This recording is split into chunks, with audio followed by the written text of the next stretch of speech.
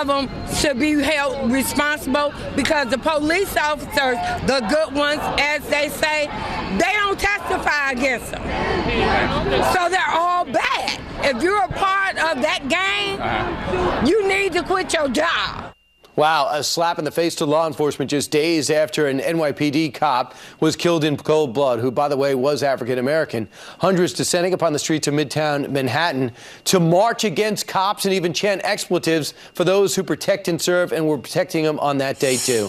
Here now to discuss where we go from here, Fox News contributor and former homicide detective Rod Wheeler, who was out and got those sound bites for us and did all those interviews, and Milwaukee County Sheriff David Clarke. Since we spoke to you, Rod, earlier, let's get the Sheriff to weigh in. Sheriff, your reaction to some of the sentiment you heard on the streets on Saturday. Well, it's just crazy talk. That's ignorance in its purest form. You know, I think we need to rethink this strategy. I don't know why the police even bother policing those demonstrations. They're not protests. Those people advocate for the overthrow of our legally constituted government. What I would do is let them fend for them. Let them fend for themselves. Let the good law-abiding people of New York clash with them for disrupting their lives, disrupting their businesses. Then the police can show up and arrest these subhuman creeps for creating a disturbance. That we can do. Now, Rod, do you have a different sense? You're actually on the street talking to them. Number one, did the cops play an important role in keeping them safe?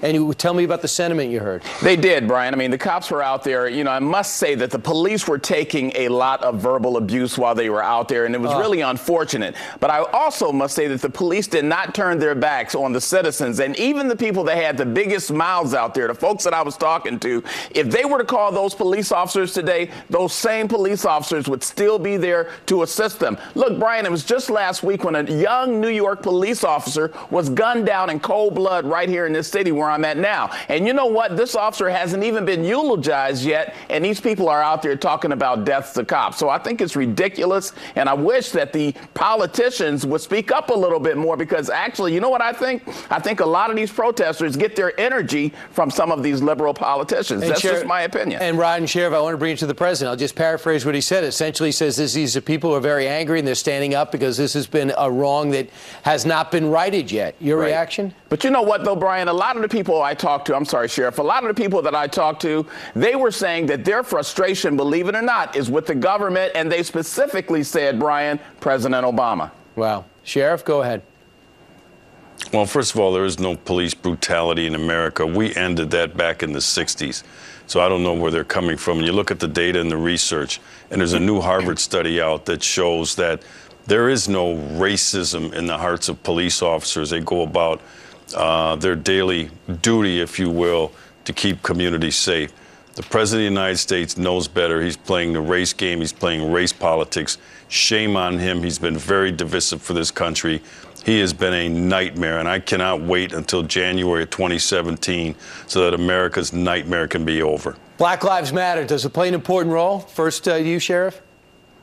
No, it's garbage. It's a subversive movement. Like I said, they advocate the overthrow of our legally constituted government. It is not a protest movement. Rod? I think, yes, it does matter. I think all lives matter, and I think what they're arguing about and protesting about is valid. It's just the way that they're going about doing it, I think, is totally misdirected. Brian. It isn't valid. Knock it off. You're contributing to the problem here. It is not valid. There is no research. But some of those show me people, the data. Show me the research that demonstrates or supports that lie that law enforcement officers use an inordinate amount of force against black people. Yeah, but Sheriff, black people use an inordinate amount of force against themselves and each other in the American ghetto. It is not true about the American police officer, and I'm not going to let anybody come on TV but you have to be fair, that. Sheriff, about all of this. Some of those people did have some valid arguments, and I'm not saying at all, and I would never suggest police officers just go out and do things wrong to people, but there are some valid arguments that we both, on both sides, need to really take. There are no valid arguments. There is no police brutality in the United States.